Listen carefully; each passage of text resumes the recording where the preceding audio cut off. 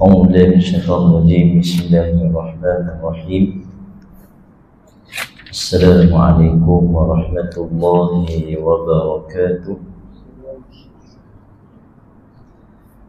Mudah-mudahan teman kita pada malam yang mulia ini mendapat petunjuk dan berkatan di sisi Allah Subhanahu wa taala. Marilah sama-sama kita membaca kitab Al-Fatihah. Bismillahirrahmanirrahim.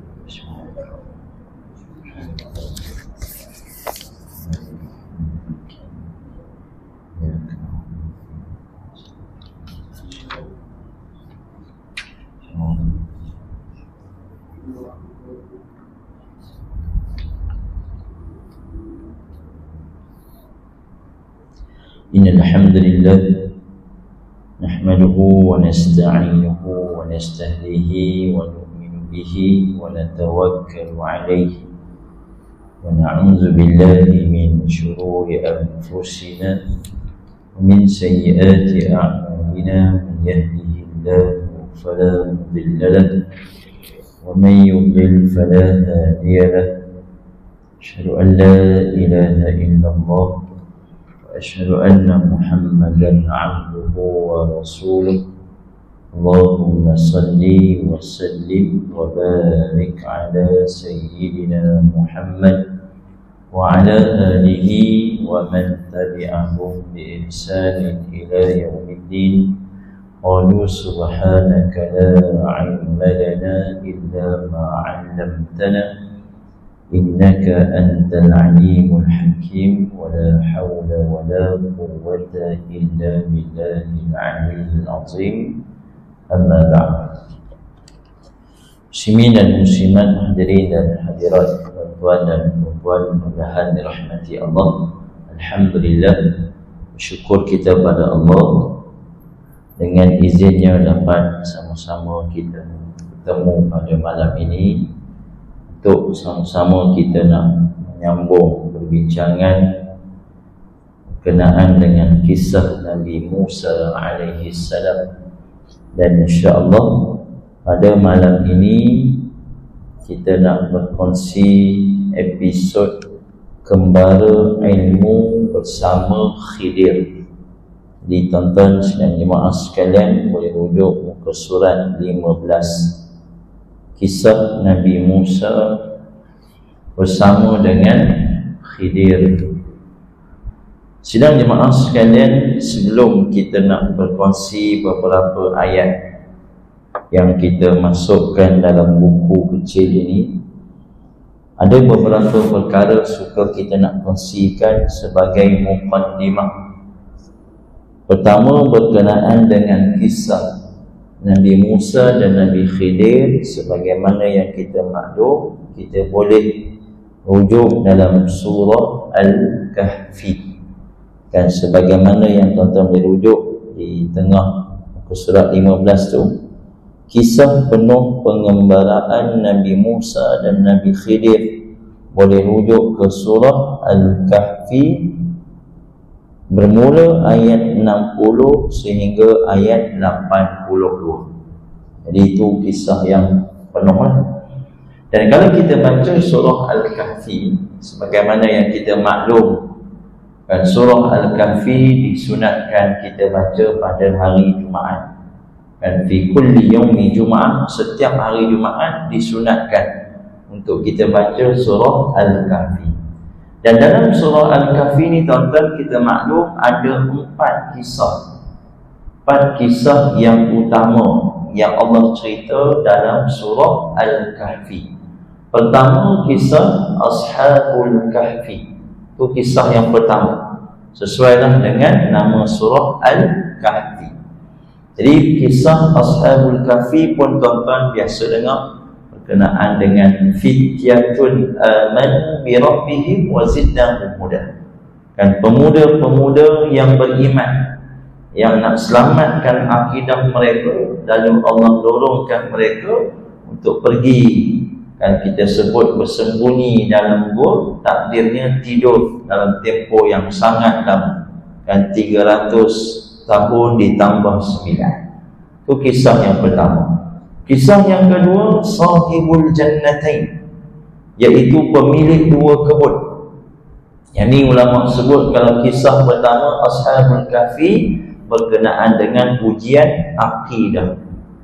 Kisah yang kedua Sahibul Jannatain, iaitu ujian berkenaan dengan al-mal, ujian harta. Yang ketiga kisah Nabi Musa dan Khidir berkenaan dengan ujian ilmu dan adab. Yang keempat kisah Zulkarnain dan berkenaan dengan ujian kuasa ataupun ujian kuasa ataupun politik. Itu 4 kisah yang kita boleh temui dalam surah Al-Kahfi. Dan pada malam ini kita nak ambil salah satu kisah 4 tu. Ada satu kisah berkenaan dengan kisah Nabi Musa alaihi salam yang tuan-tuan nanti boleh rujuk pada mula ayat 60 sehinggalah ayat 82. Yang kita tuan-tuan sekalian boleh bahagikan kepada 3. Kan kisah Nabi Musa dan Khidir ni dia ada 3 kita kata bahagian. Bahagian yang pertama Allah cerita bagaimana permulaan Nabi Musa bersama dengan pembantunya. Atau dalam Quran disebut fatah, pemuda ataupun pembantu, yang ditafsirkan oleh para ulama iaitu Nabi Yusha bin Nun. Jadi tuan-tuan sekalian, pertama sekali tentang Khidir, atau kita sebut Nabi Khidir. Ada beberapa persoalan yang biasa dibincangkan. Pertama, siapakah Khidir? Adakah dia seorang Nabi ataupun seorang hamba yang soleh? Di dalam Al-Quran, Allah tidak menyebut tentang statusnya. Bahkan dalam hadis pun Nabi tak sebut tentang statusnya, maka menjadi perbahasan para ulama. Sebahagian menyatakan bahawa Khidir merupakan salah seorang di kalangan Nabi. Sebahagian berpandangan bahawa beliau adalah seorang hamba yang soleh. Jadi wallahu a'lam lah. Itu yang pertama. Yang kedua tuan-tuan sekalian, persoalan yang biasa dibincangkan, adakah Khidir masih lagi hidup ataupun telah mati? Kan telah wafat. Pun tuan-tuan perbahasannya panjang. Kan nak kata betul pun tidak, nak kata salah pun tidak. Jadi kita mengambil kata wallahu a'lam. Dan kalau yang kata hidup adalah dia punya, kan kita kata penghujahannya. Yang kata dah mati ada penghujahannya. Jadi wallahu a'lam. Dan sebahagian besar menyatakan bahawa telah pun mati, dan sebahagian besar juga mengatakan masih lagi hidup. Jadi wallahu a'lam. Yang ketiga tuan-tuan sekalian, tentang nama sebenar Khidir. Kan sepakat para ulama menyatakan bahawa Khidir bukan nama sebenar, tapi Khidir itu merupakan kita sebut nama gelaran. Daripada Khidir ni tuan-tuan sekalian, kalau kita rujuk hadis Nabi SAW dinamakan Khidir. Khidir ni maknanya hijau. Kerana tuan-tuan sekalian, bila Nabi Khidir duduk ataupun berada di suatu tanah yang kering, maka dia akan menyebabkan menjadi suburlah tempat. Itu sebab disebut Khidir. Wallahu a'lam. Itu antara perbahasan yang dikemukakan oleh para ulama.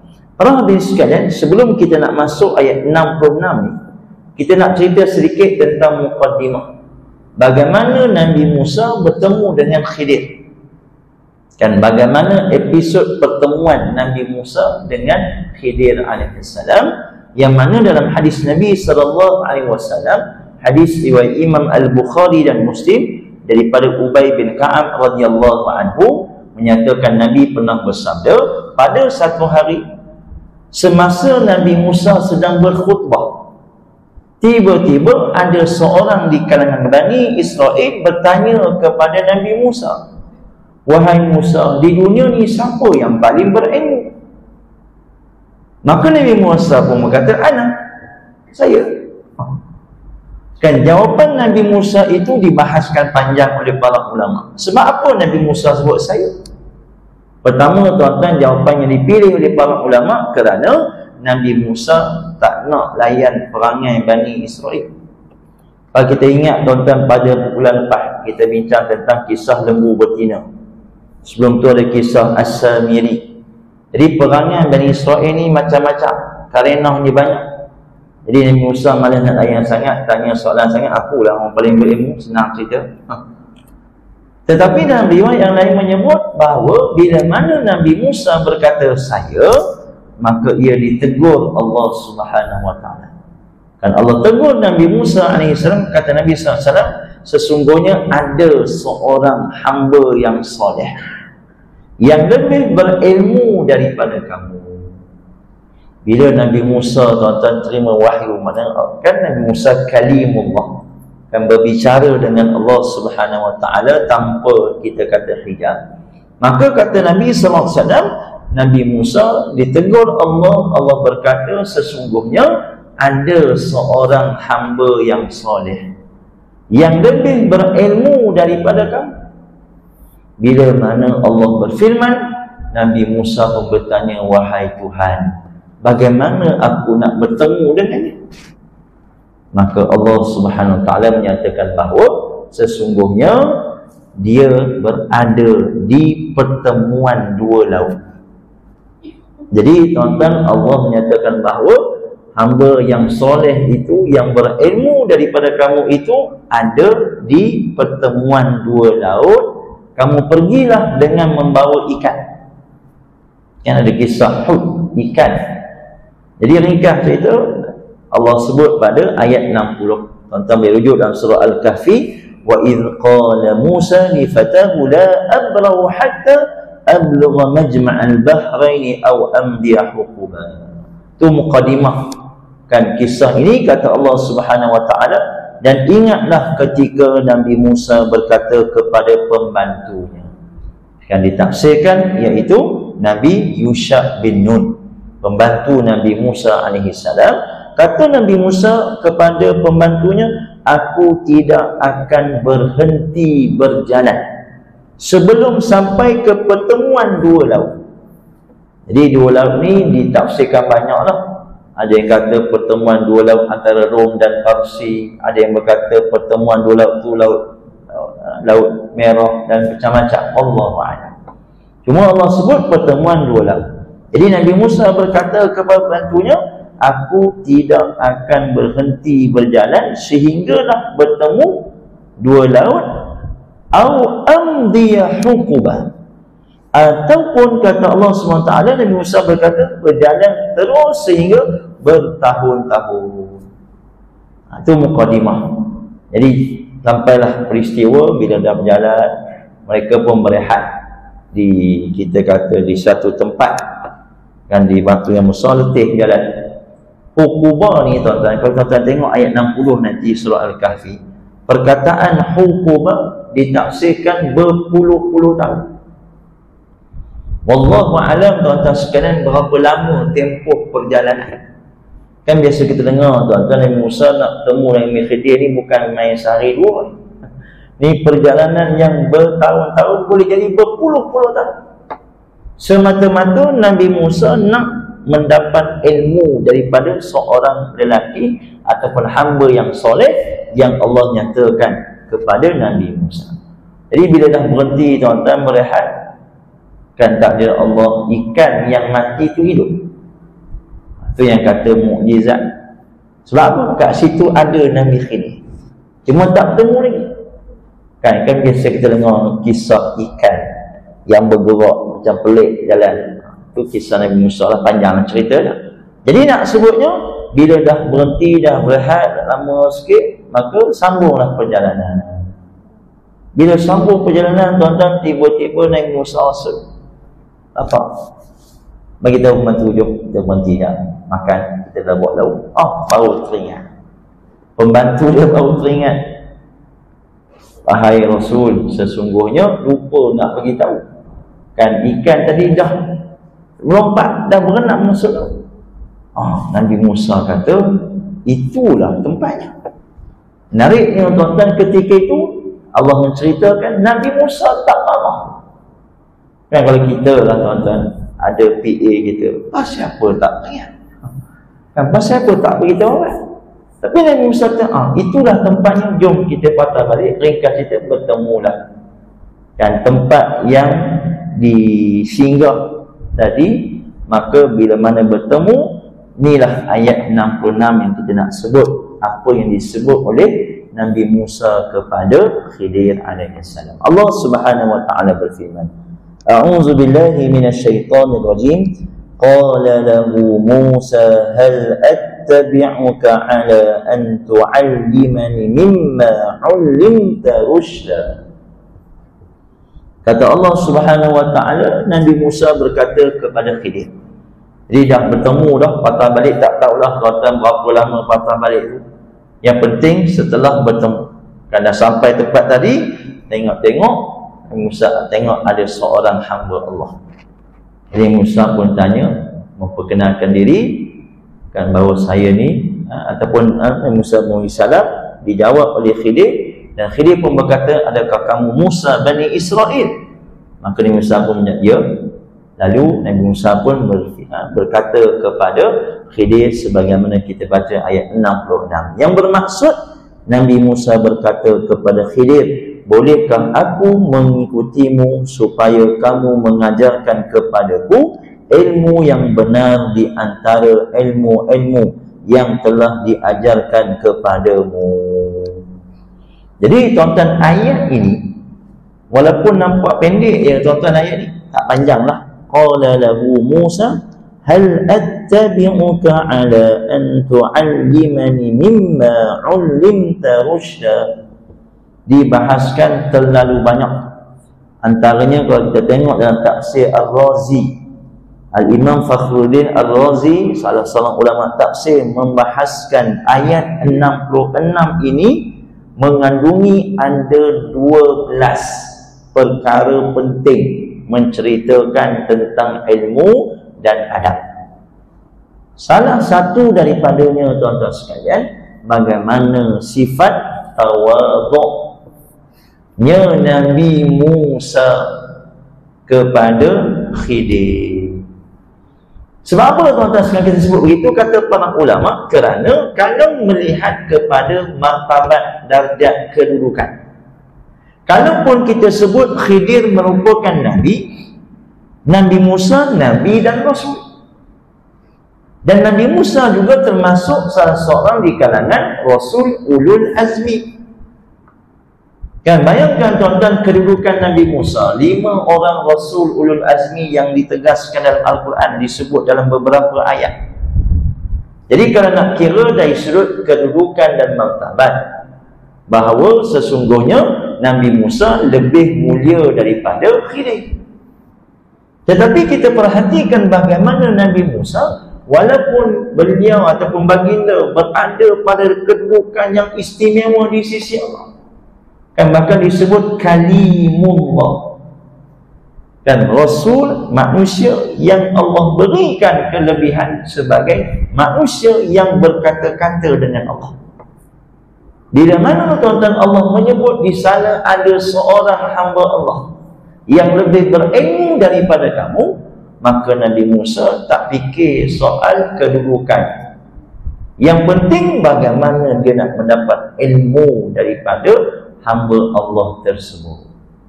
Jadi tuan-tuan kalau nak kira, boleh saja Nabi Musa request lah, wahai Tuhan, aku ni Rasul, suruhlah dia datang jumpa aku. Kan? Tapi Nabi Musa pergi, dan pergi pula tuan-tuan bukan main sahih pun. Kita sebut tadi Huqubah. Huqubah ni antaranya kata Imam ataupun kata Ibn Abbas radhiyallahu anhuma, berpuluh-puluh tahun perjalanan.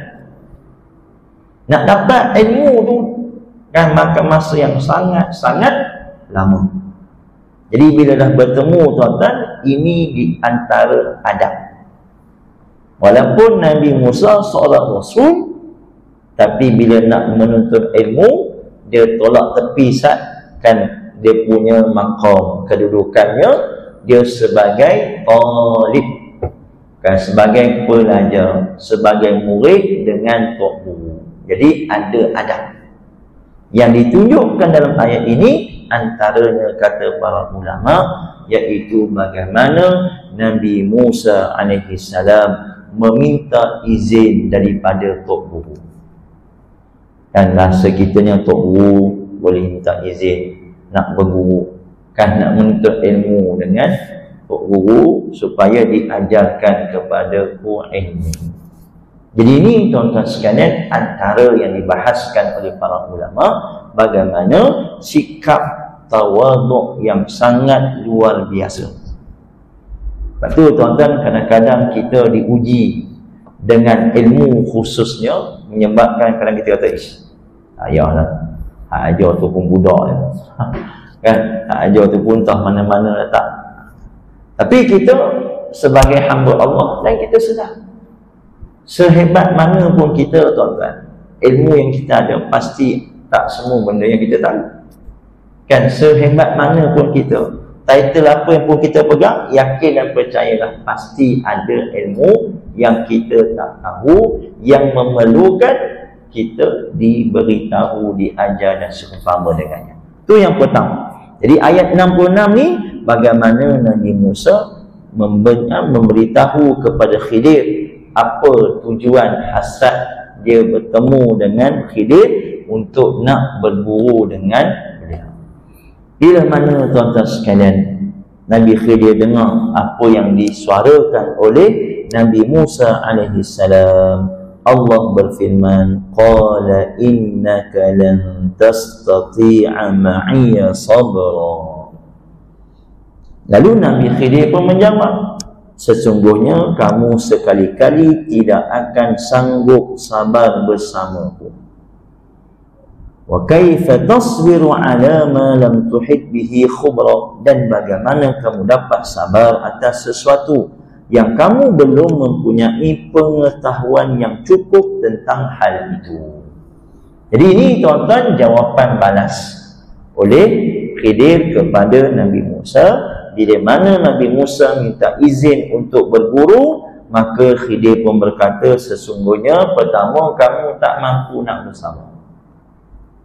Jadi tuan-tuan, jawapan yang diberikan oleh Khidir ni bukan nak jatuhkan, orang panggil nak downgradekan Nabi Musa, tidak. Tetapi kalau kita baca tuan-tuan ayat-ayat Al-Quran Al-Karim, kita akan faham bahawa apa yang disuarakan oleh Khidir ataupun apa yang dilakukan oleh Khidir merupakan ilham, kita sebut wahyu daripada Allah Subhanahu wa ta'ala. Jadi Allah berikan ilham, Allah berikan wahyu kepada Khidir untuk berkata dan menyuarakan ataupun memberitahu kepada Musa bahawa yang pertama, kamu tak mampu nak bersama. Dan Nabi Khidir jelaskan macam mana kamu nak bersama, sebab tak diberikan ilmu kepada kamu tentang perkara tersebut. Bila mana Khidir berkata kepada Musa sedemikian, tuan-tuan tengok apa yang dijawab oleh Nabi Musa. Allah berfirman, qala satajiduni insya'allahu sabiran wa la a'si laka amra. Jadi Nabi Musa pun berkata, insya-Allah kamu akan mendapati aku sebagai seorang yang sabar, dan aku tidak akan menentangmu dalam sesuatu urusan. Jadi ini tuan-tuan sekalian jawapan balas yang diberikan oleh Musa, yang juga menggambarkan sikap tawaduknya Nabi Musa, iaitu kata para ulama, bila mana Nabi Musa berkata kepada Khidir dengan ucapan insya-Allah. Kan maknanya dengan izin Allah, insya-Allah. Kan, wahai Tok Guru, kamu akan dapati aku seorang yang sabar dan aku tidak menentang apa yang kamu kan suruh untuk melakukannya. Jadi ini kita kata pertama, sikap sebagai seorang pelajar, talibul ilm, mestilah senantiasa kita kata merendah diri dan bersedia untuk belajar. Dan jangan lupa untuk disandarkan kepada Allah Subhanahu wa ta'ala melalui insya-Allah. Kan Tok Guru kata kamu tak boleh sabar ni. Mana Tok Guru tahu? Kan saya lama lagi hidup ni. Banyak dah kan saya belajar. Tak, Nabi Musa tetap berkata insya-Allah. Kan aku akan dapat bersabar dan aku dapat melaksanakan apa yang disuruh. Jadi ringkas cerita tuan-tuan sekalian, bila mana Nabi Musa berkata sedemikian, maka satu je syarat yang diletakkan oleh Khidir. Tuan-tuan boleh rujuklah pada ayat berikutnya, kan tak muat kita masuk dalam buku ni. Jadi pada ayat 70 Allah Subhanahu wa taala berfirman, qala fa in ittaba'tani fala tas'alni an syai'in hatta uhditha laka minhu dhikra. Jadi ringkas kita, Khidir hanya berkata satu saja syarat. Kamu boleh nak ikut aku, nak berguru dengan aku, satu je syarat. Apa syaratnya? Kata Khidir, jangan tanya. Itu je. Kan? Fala tas'alni, jangan tanya. Apa yang berlaku, jangan tanya.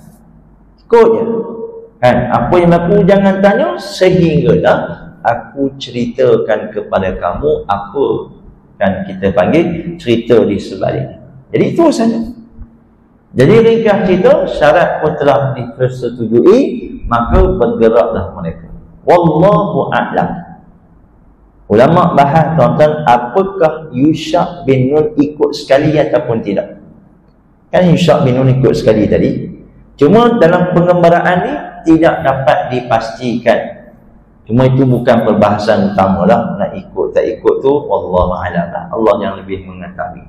Cuma fokus kita, tuan-tuan sekalian, bila dah setuju, maka berlakulah perjalanan yang kita ringkaskan, tuan-tuan pun biasa dengar, berlakulah 3 perkara yang benar-benar menguji kesabaran Nabi Musa. Pertama, tuan-tuan ringkas apa yang berlaku. Tuan-tuan lalu tepi laut, tak tumpang suatu perahu untuk nak seberang. Jadi tuan-tuan, bila dah tumpang, kita panggil dalam istilahnya tokek ataupun ketua perahu tu, owner kapal ni, tidak kenakan cas. Dalam perbahasan para ulama, boleh jadi dia kena Khidir, Allah a'lam, tapi tak dikenakan cas. Maknanya tumpang cuma je. Dah nak sampai seberang, tuan-tuan, tiba-tiba Nabi Khidir tepuk perahu. Bila tepuk perahu, tuan-tuan, Nabi Musa tengok, maka Nabi Musa bertindak. Terus berkata, wahai Tuan, kenapa kamu kita tebuk kapal ni? Janganlah Tuan kapal bagi kita tumpang percuma. Kan patut-patut kita ucap terima kasih ke? Ni kita tebuk pula kapal. Kan ikut hukum akal memang betul apa yang disuarakan oleh Nabi Musa. Macam kita, tuan-tuan sekalian, kan tahan tepi jalan, orang pun bagi naik sampai kat Bukit Bayan ni, kita pun tak ucap terima kasih, kita pun torek tayar. Dia kata amboi sakan kita dalam tumpang cuma, kita rosakkan pula. Jadi perkara itu kita kata makul, ditegur oleh Nabi Musa. Tetapi kita kena ingat, tuan-tuan sekalian, yang biasa kita sebut ilmu laduni. Itu biasalah kita sebut ilmu laduni, ilmu yang Allah berikan kepada seseorang hamba-Nya. Jadi Nabi Khidir bila mana ditegur oleh Nabi Musa, Nabi Khidir pun berkata, aku dah bagi tahu dah, kamu tak boleh nak bersama. Kan dah sebut dah awal tadi, syarat jangan tanya. Kan sehinggalah aku cerita. Tapi ya Nabi Musa tengok mana boleh macam ni. Maka bila mana Nabi Musa tegur dan Nabi Khidir berkata sedemikian, jangan tanya dah pesan tadi, Nabi Musa pun mohon kemaafan, minta maaf. Terlupa. Kan apa yang bagus, terlupa pesanan je, syarat tadi. Maka tak apalah. Kan bila mana Nabi Musa minta maaf, kan untuk diteruskan perjalanan. Maka tuan-tuan lalulah di pesisir pantai. Jalan, tiba-tiba jumpa beberapa orang budak tengah main-main. Tak semena-mena lah kita sebut bahasa kita dah. Tak semena-mena Nabi Khidir ambil seorang budak, dia tibai sampai mati kawan. Ush, Nabi Musa kata ni lagi pelik ni. Kan tadi dia tebuk, kira okey lagi, tiba-tiba dia bunuh pula seorang budak. Tuan-tuan, Nabi Musa tengok keadaan ni, tak ingat dah syarat ni. Kan Nabi Musa pun tegur, takkan kamu nak bunuh seorang budak yang tak berdosa? Contohlah kita sebutlah, kan dia tak berdosa, tengah sedap-sedap main, kamu tarik dia, kamu pukul tumbuk dia sampai dia mati. Maka tuan-tuan, bila Musa tegur tu, menyebabkan mereka kata, aku dah kata dah, kamu tak boleh nak bersabar. Kan? Jadi Nabi Musa kata, terlupa lagi. Kan, silap. Kan, tegur. Maka Nabi Khidir kata, aku dah pesan jangan tanya. Bila dah 2 kali tuan-tuan sekalian, Nabi Musa pun berkata, wahai Tuhan, kalau lepas ni aku cakap lagi, tegur lagi, maka aku surrender lah. Tak boleh dah nak ikut kamu. Jadi jalan masuk satu kampung. Jalan lama dah tuan-tuan sekalian. Kan manusia lapar. Jadi Nabi Khidir dan Nabi Musa pun pergi jumpa orang kampung, minta bantuan lah untuk diberikan makanan, minum. Kan seorang pun di kalangan di kampung tu tak beri bantuan. Kan orangnya tak layan. Yang mungkin ikut dia orang pun ada pengalaman kena scam ke, Allah Alam lah. Kan, jadi mereka seorang pun tak bantu Nabi Musa dan Nabi Khidir untuk beri makan minum. Menyebabkan tuan-tuan sekalian, Musa dan Khidir tak apa.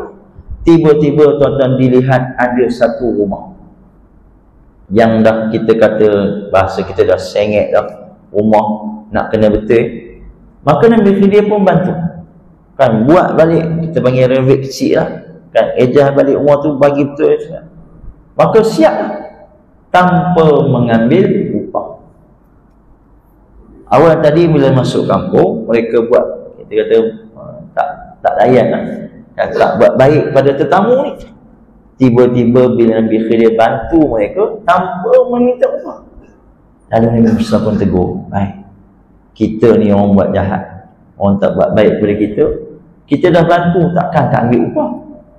Jadi bila Nabi Musa tanya lagi, menyebabkan Nabi Khidir pun berkata kepada Nabi Musa AS, kita boleh tengok pada ayat 78 surah Al-Kahfi, Allah berfirman, qala hadza firaqu baini wa bainik. Nabi Khidir pun kata, wahai Rasul, wahai Musa, sesungguhnya ini adalah firaq, perpisahan. Kita kena berpisah. Sebab kamu pun dah janji dah tadi, tanya lagi, kita kena berpisah. Dan Nabi Khidir berkata kepada Nabi Musa, sa'unabbi'uka bita'wili ma lam tastati' alaihi sabra. Maka aku akan cerita kepada kamu apakah yang berlaku tadi, apa sebab-sebabnya. Jadi Nabi Khidir pun ceritalah satu. Sebab apa aku tebuk kapal? Sebab nanti ada raja yang zalim. Dia akan rampas semua kapal-kapal. Bila dia tengok, raja ni tengok, kapal ni dah tebuk, rosak, tak payah kita rampas.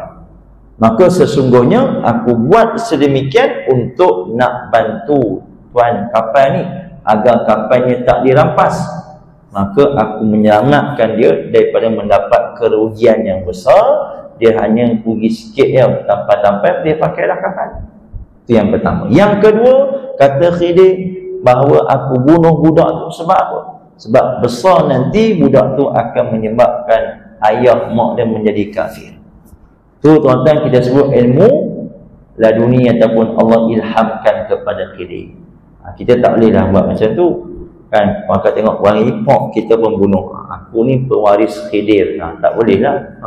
Kan, cerita panjang. Tapi yang ketiga, Nabi Khidir kata, aku bantu, kita bantu rumah tanpa mengambil upah. Sebab apa? Sebab di bawah rumah itu ada harta anak-anak yatim.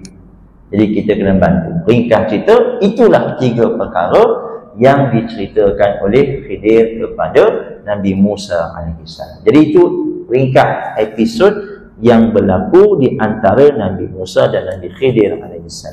Sidang jemaah mudah-mudahan dirahmati Allah, kita tengok sedikit pengajaran daripada kisah kembara ilmu Nabi Musa bersama Khidir.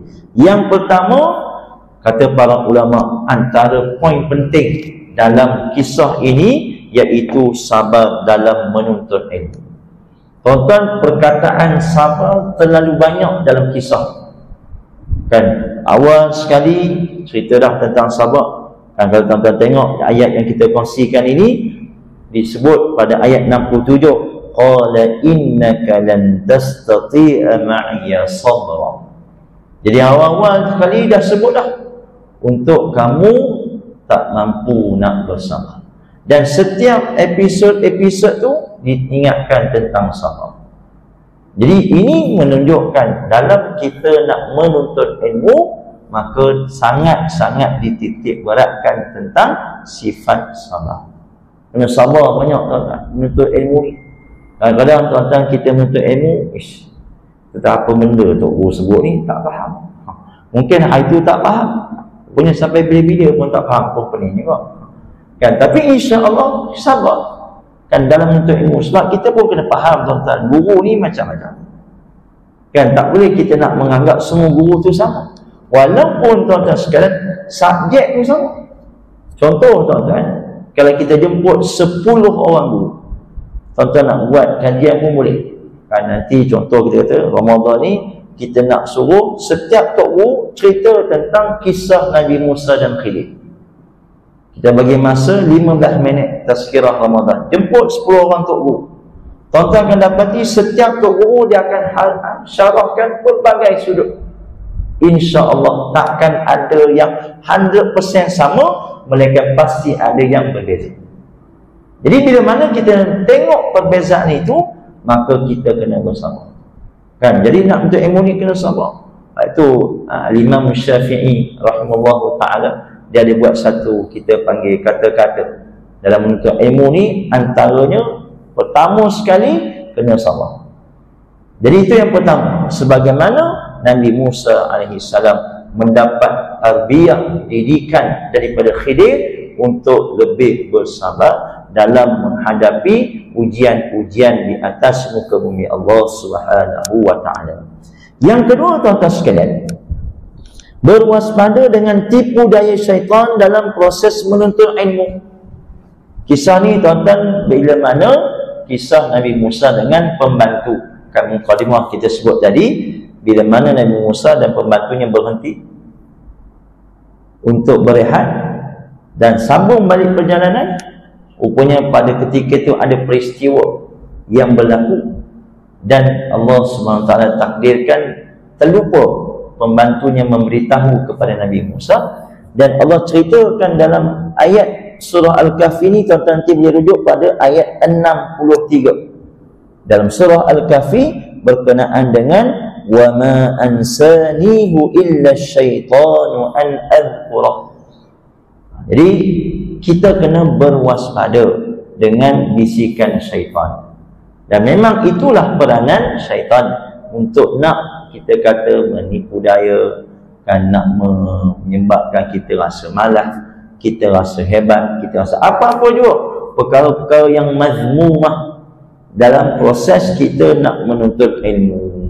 Jadi watak syaitan ni Allah rakamkan dalam kisah pengembaraan ilmu Nabi Musa untuk sebagai peringatan kepada umat manusia, umat Nabi SAW, bahawa bila kita menuntut ilmu kena sentiasa beringat agar kita tidak terpedaya dan kita kata hasutan, tipu daya, bisikan syaitan. Yang ketiga, cintakan ilmu dan sentiasa bersifat tawaduk. Kecintaan kepada ilmu digambarkan di dalam mukadimah kisah bagaimana Nabi Musa berkata kepada pembantunya, kita akan pergi mencari sampai bertemu 2 laut, ataupun kita akan berjalan bertahun-tahun. Nabi Musa tak tahu di manakah pertemuan 2 laut. Sebab Allah tak sebut sekian-sekian tempat. Allah hanya sebut kepada Nabi Musa pertemuan 2 laut, tidak disebut laut yang mana. Maka jalan. Sampailah, kan, Allah wahyukan kepada Nabi Musa bila mana kita kata bertemunya 2 laut dan ikan itu akan berlaku suatu perkara yang pelik. Jadi antara kepelikan ikan itu, kata para ulama, ikan yang dah mati tiba-tiba hidup semua. Itu pelik kan? Tiba-tiba tuan-tuan sekalian, kan ada kita kata perkara yang menyebabkan berlakunya kita terlupa pada manusia. Jadi itu yang pertama, cintakan ilmu dan sifat tawaduk. keluarnya Nabi Musa alaihi salam. Jadi tuan-tuan sekalian, pesan para ulama, bayangkan bagaimana kedudukan Nabi Musa sebagai Rasul Ulul Azmi. Kan Rasul Ulul Azmi ni tinggi maqam. Tetap bersedia untuk berguru ataupun menimba ilmu walaupun kepada seorang yang lebih rendah darjatnya di sisi Allah Subhanahu wa taala. Yang keempat, anjuran untuk bermusafir bersama teman. Ini ada dalam kitab Tafsir Al-Munir karangan Dr. Wabah Zuhaili. Beliau menghuraikan dalam kisah ini, sebelum kita kata pertemuan Nabi Musa dan Nabi Khidir, ada episod Nabi Musa dan juga pembantunya. Dan itu merupakan antara kita kata maksud yang tersirat. Anjuran apabila kita bermusafir, maka digalakkan untuk kita berteman. Dia taklah kita kata jatuh hukumnya berdosa. Ustaz, saya nak pergi KL ni seorang-seorang boleh ke? Taklah kata hukum berdosa. Tetapi bila berteman tu, itu lebih kita kata menepati sunnah Nabi SAW. Jadi berapa tu terpulanglah, 2 ke 3 ke 4 ke. Yang penting kita kalau boleh, kalau tidak ada apa-apa halangan dan seumpama dengannya, elok untuk kita bermusafir bersama dengan teman, sahabat, rakan dan seumpama dengannya. Dan yang kelima, para hadirin sekalian, Allah meninggikan darjat seseorang itu dengan asbab ilmu. Kan sebagaimana dalam surah Al-Mujadalah, surah yang ke-58 pada ayat 11, Allah berfirman, a'udzubillahi minasyaitonirrajim, yarfa'illahu alladhina amanu minkum walladhina utul ilma darajat. Kata Allah SWT, Allah mengangkat, yarfa'illahu alladhina amanu minkum walladhina utul ilma darajat. Orang yang beriman di kalangan kamu dan orang yang berilmu.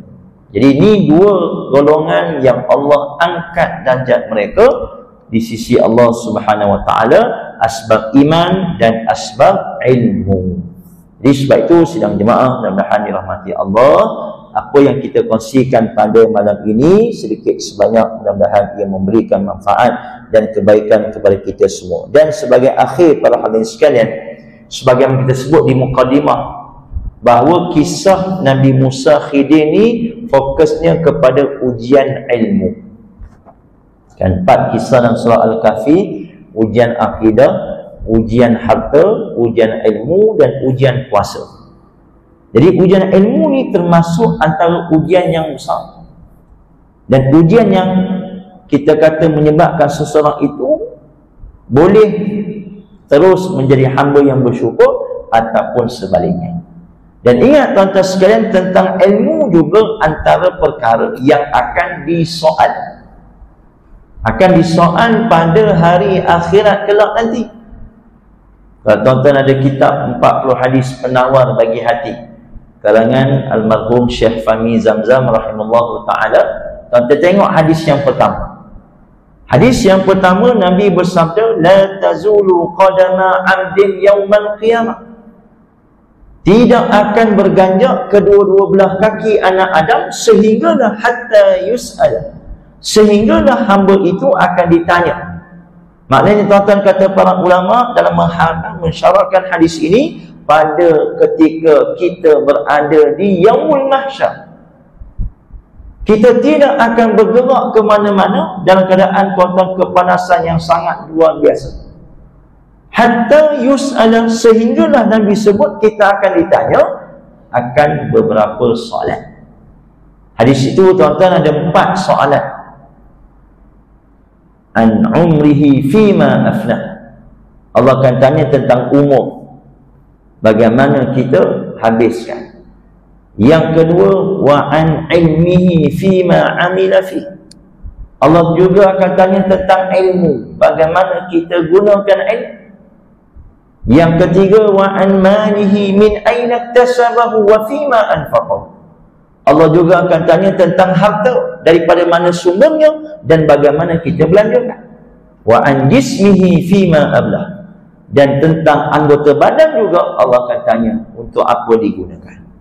Jadi termasuk salah satu daripada soalan yang akan ditanya oleh Allah pada hari akhirat yang bukan menjadi rahsia, kan? Kalau soalan-soalan periksa di dunia ni, dia tak boleh bukan soalan bocor lah. Kalau SPM lah contoh soalan bocor, orang tak heran lah, skor sebab apa? Soalan bocor. Kan yang ni tuan-tuan dah bocor lama dah. Dan ingat tuan-tuan, soalan-soalan ini dia bukan dijawab berdasarkan kepetahan berhujah. Tetapi kata para ulama, soalan itu dijawab bagaimana amalan kita di dunia ni. Jadi tentang ilmu, bagaimana kita gunakan ilmu. Adakah ilmu tu kita gunakan pada jalan yang betul?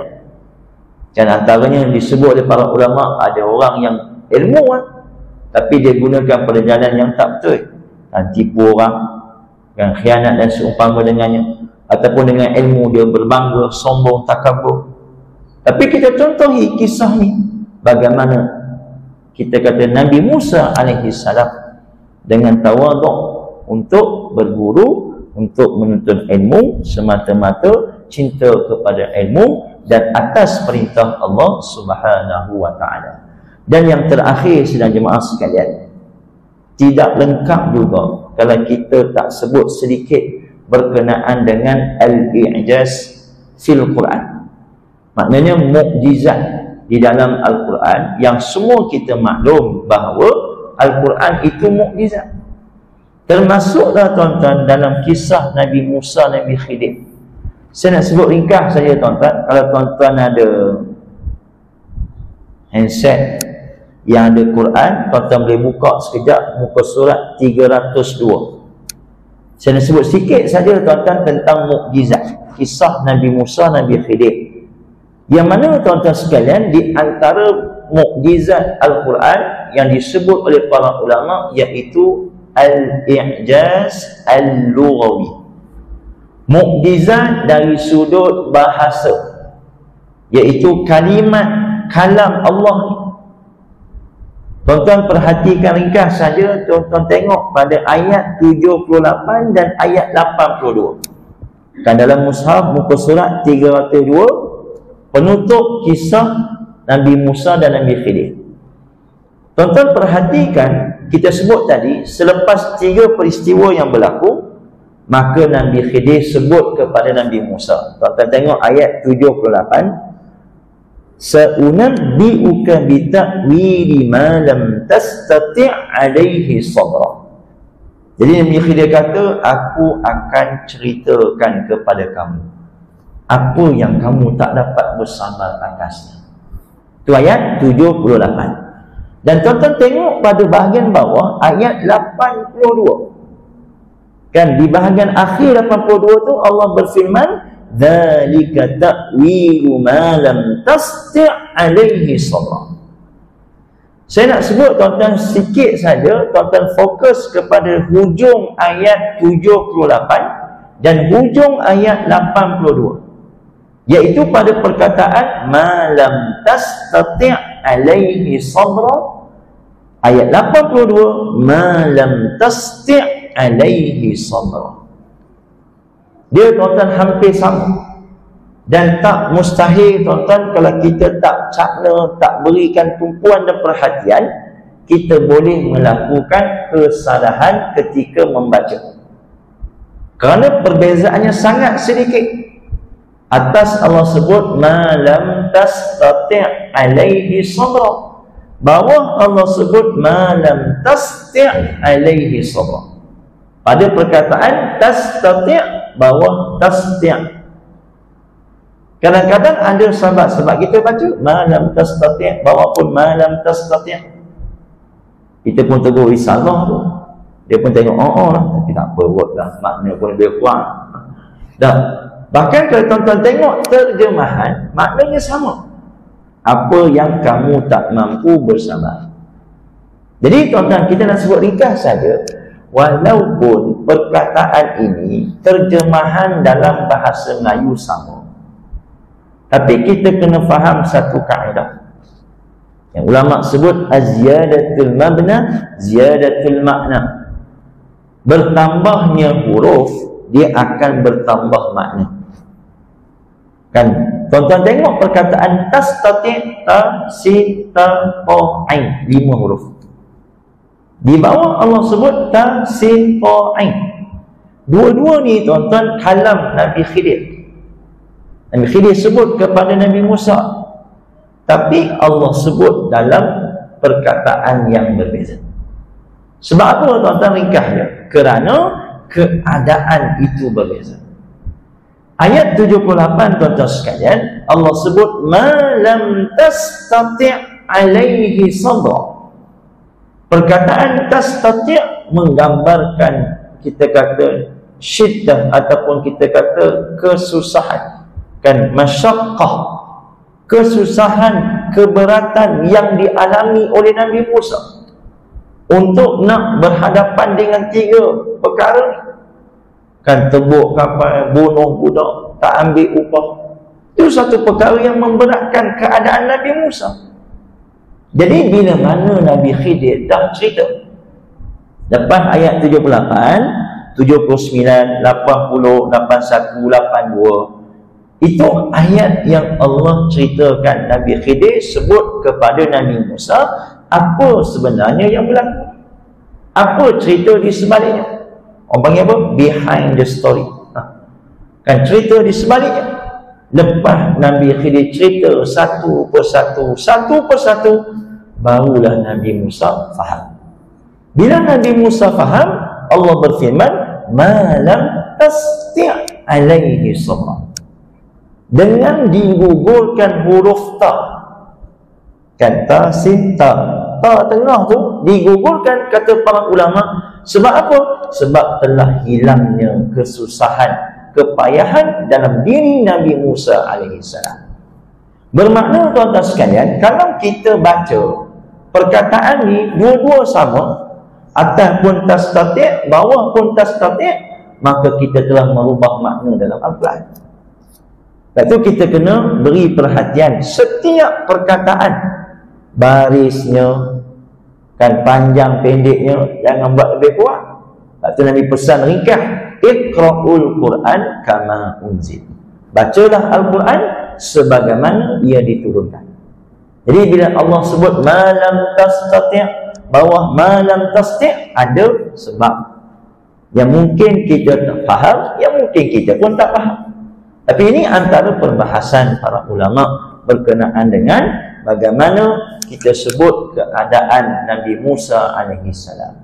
Dan satu lagi tuan-tuan ringkas, alam kita dah sebut dah tuan-tuan sekalian. Satu lagi tuan-tuan tengok pada ayat 77 ringkas. Ayat 77 pada perkataan ahla qaryah. Jumpa tuan-tuan, fantalaqa hatta idza ataya ahla qaryah. Ini kisah yang ketiga. Yang pertama tebuk kapal, yang kedua bunuh budak, yang ketiga masuk kampung. Jadi Allah sebut ahla qaryah, maknanya kampung. Cuma menariknya tuan-tuan sekalian, kalau tuan-tuan tengok pada penjelasan Nabi Khidir kepada Nabi Musa, iaitu awal ayat 82, muka surat yang sama, Allah sebut wa ammal jidaru fakana li ghulamaini yatimaini fil Madinah. Satu Allah sebut qaryah, satu Allah sebut fil Madinah. Yang disebut hari ini pun Madani. Kan Madani itu daripada Madinah. Madinah ni apa tuan-tuan? Maksud Madinah yang tuan-tuan faham, Madinah bandar, qaryah kampung. Jadi macam mana Allah sebut ni? Ada Allah sebut masuk kampung. Ni pekan mana? Adakah ada pekan dalam kampung? Ada bandar dalam kampung? Dia ada tuan-tuan, kalau tuan-tuan pergi kat KL, dekat dengan Allahumma dekat dengan Sentul, dia ada nama tempat Kampung Bandar Dalam. Kita tahu siapa Kampung Bandar Dalam ni? Dia sebenarnya Kampung Dalam Bandar. Tapi nak sebab nama tempat Kampung Bandar Dalam. Ada tu tak? Jadi adakah maksudnya bandar ni dalam kampung? Sebab Allah sebut Nabi Musa masuk, Nabi Khidir masuk kampung. Tiba-tiba Allah sebut fil Madinah. Adakah naik taraf jadi bandar ke macam mana? Maka kata para ulama, kampung bandar ni tuan-tuan tempat yang sama. Kan qaryah atas bandar fil Madinah. Tapi kayu ukur kampung dan bandar ni bukan pada ekonomi ke taraf hidup, tidak, tetapi pada adab dan akhlak. Kalau orang bandar tuan-tuan sekalian perangai teruk, kita panggil orang kampung. Tapi kalau orang kampung perangai elok, kita panggil bandar. Dan inilah yang disebut oleh para ulama. Sebab apa Allah sebut qaryah atas? Sebab orang kampung semua tak berakhlak, kan, meminggirkan, tidak menghormati, melayani tetamu. Tapi bila Allah sebut tentang hamba yang soleh, kan, yatim yang soleh ni, maka Allah sebut fil Madinah. Itu tuan-tuan sekalian perbahasan para ulama. Sebab nanti kalau tuan-tuan baca, tuan-tuan akan tengok, kampung ke bandar? Kan, jadi kampung ke bandar ni bukan semata-mata dilihat kepada keadaan ekonomi dan seumpama dengannya, tetapi kata para ulama, lihat kepada adab dan akhlak orang, rakyat, penduduk. Walaupun orang kata ni kampung ni, tapi kalau dia berakhlak dengan akhlak yang baik, di sisi Allah mereka itu lebih mulia. Jadi itu antara perbahasan para ulama berkenaan dengan kisah Nabi Musa, Nabi Khidir, berkenaan dengan kembara ilmu yang Allah Subhanahu Wa Taala ceritakan dalam surah Al-Kahfi. Jadi tuan-tuan sedang jemaah dan dirahmati Allah, saya kira cukup sekadar itu untuk sedikit perkongsian ringkas pada malam ini, dan insya-Allah pada pertemuan akan datang kita akan masuk episod yang terakhir, kisah Nabi Musa berkenaan dengan peristiwa Nabi Musa bersama dengan Bani Israel untuk berperang. Jadi insya-Allah episod ni kita akan kongsikan pada pertemuan akan datang. Wallahu alam. Apa yang baik itu datang Allah Subhanahu Wa Taala, yang lemah dan kurang itu atas kelemahan diri saya sendiri. A'udzu minasyaitonir rajim. Bismillahirrahmanirrahim. Alhamdulillahirabbil alamin, wassalatu wassalamu ala asyrafil anbiya'i wal mursalin wa ala alihi wa sahbihi ajma'in. Allahumma ja'alna hadha jam'an marhuma wa tafarruqna min ba'dihi tafarruqan ma'suma. Rabbana zidna 'ilma warzuqna fahma wa 'amalan salihan mutaqabbala. Wa sallallahu ala sayyidina Muhammad wa ala alihi wa sahbihi ajma'in. Walhamdulillahi rabbil alamin. Subhanakallahumma wa bihamdik, nashhadu an la ilaha illa anta, astaghfiruka wa atubu ilaik. Aqulu qawli hadha wa astaghfirullahal azim li wa lakum. Wassalamu alaikum warahmatullahi wabarakatuh.